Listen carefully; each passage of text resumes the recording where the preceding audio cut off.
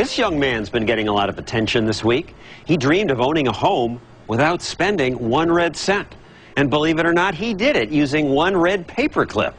Don Daylor takes you step by step on his amazing journey.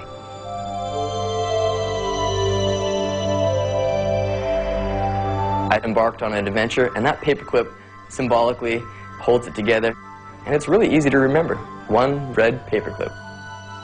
For Kyle McDonald, it's a simple question. What is one red paperclip worth? The answer is more complex and more inspiring than anyone could ever imagine. At 26, Kyle has blazed a new trail in trading on the internet from his computer in Montreal, Canada. Starting with a single red paperclip, he wondered, was it possible to make enough trades to eventually get a house? His inspiration was a childhood barter game called Bigger and Better. Wow, it'd be cool if, instead of getting the job to buy the house, if I just played Bigger and Better until I actually traded up to a house. And that's when I looked down at my desk and saw one red paperclip and said, I'll start with that. Putting his job as a salesman on hold, Kyle placed an ad on Craigslist, a website that allows people to trade something they don't want for something they do want. It didn't take long for two young women from Vancouver, Canada, to stumble across his listing. So I was just like, hey, Ronnie, check this out. Like, this guy wants to trade a paperclip. Like, what can we trade him? Like, what do we have? And as soon as I got the call, I'm like, wow, this is going to be fun. I'm going to make some trades. People actually want to do this. So the first object that you traded for was what? First thing I traded for was a pen shaped like a fish. 2 days later, Kyle traveled to a convenience store parking lot to trade his one red paperclip. He then swapped the fish-shaped pen to a woman in Seattle, Washington, who gave him a tiny doorknob with a smiley face. The doorknob was traded to a man in Amherst, Massachusetts, for a camping stove. What had started as a game was now taking on a life of its own, so he created his own website, OneRedPaperClip.com. Did you ever get kind of wacky offers? I probably get about 5 really weird ones a day.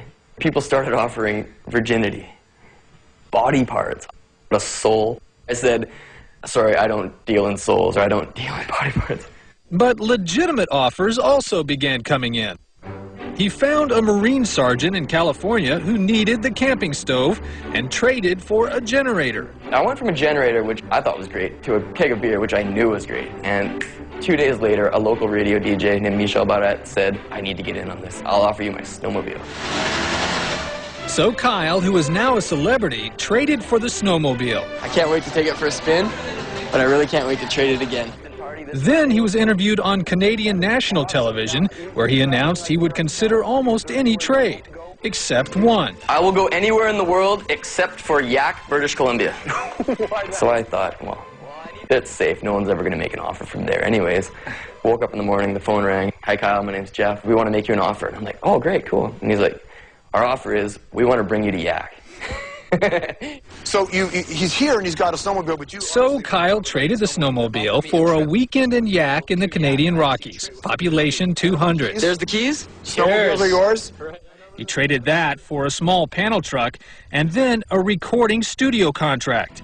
Then he met a young singer-songwriter named Jody Gannett, who desperately wanted to record her music. It's smoking, no joking. And with this trade, Kyle began to realize something very special was going on, that he was not only bartering for a house, but that he was in the business of granting wishes.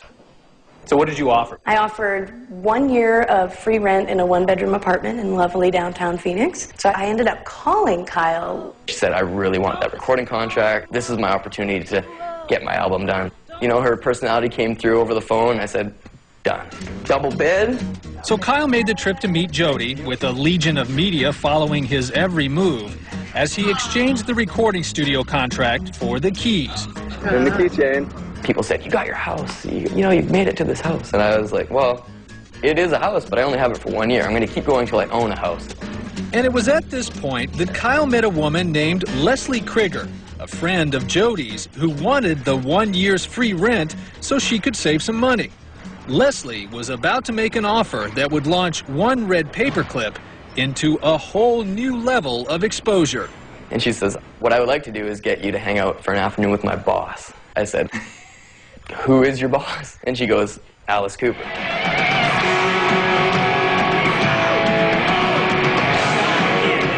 That's Alice Cooper, shock rock legend. The one little problem, Leslie, who works in his restaurant, hadn't yet asked Alice Cooper if he'd even do it. I started thinking about it and going, that's genius. And the smart thing is, he doesn't make a trade unless the other guy is getting a great deal. Without a moment's hesitation, Alice agreed. So Kyle headed back to Phoenix to meet Leslie, who was about to trade half a day with Alice Cooper for the one-bedroom apartment. Kyle said that I had to have something to trade because he was giving me the keys, and I had this mask hanging on my wall. So I actually made the trade wearing an Alice Cooper mask, shaking her hand on the front patio to her house, so there was a bit of symbolic trading going on as well. When Kyle posted Alice Cooper on his website, offers came pouring in by the thousands. But the next trade would be different from all the others. Kyle was about to make his first calculated decision. He traded half a day with Alice Cooper to a concert photographer from Cincinnati, Ohio, for this. A motorized Kiss snow globe. His legion of fans were stunned. How could a snow globe worth maybe $20 get him closer to his house? But Kyle knew that actor Corbin Burnson, best known for his role in the TV show L.A. Law, was waiting in the wings, because Kyle had found out he had an extensive collection of, you guessed it, snow globes. I have 6,000 of them. Yeah, 6,000 snow globes. And I never heard of the Kiss snow globe. And when the snow dome came, I said, gotta have it, gotta have it. I think I said, no, I need this. So Corbin gave Kyle a speaking role in a movie he's about to direct called Donna on Demand as his next thing to trade. There is someone out there who wants to be an actor, and I think this is an amazing opportunity. You are so excited about this, and you're not the guy who's going to be in the movie. I'm excited about seeing Corbin Burnson's snow globe collection. What happened when you made the trade with Kyle today? All day I was excited, and then when I saw it, it was, you know, that is a beautiful, beautiful snow dome. Wow. Christmas morning. Christmas morning, that's it. Exactly right. God, this is awesome. Look at this. Once again, there was real magic. Kyle touching the life of another person on his journey to turn a paperclip into a house. And just this week, a year to the day since he began his big adventure, the young man from Montreal made his 14th trade. This house, given to him by the town of Kipling, Saskatchewan, where they will soon hold open auditions for the speaking role in Corbin Burnson's movie.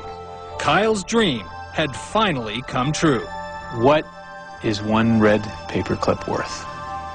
The paperclip in itself is not worth anything. It's what Kyle's done with the paperclip. And the power of this story is Kyle.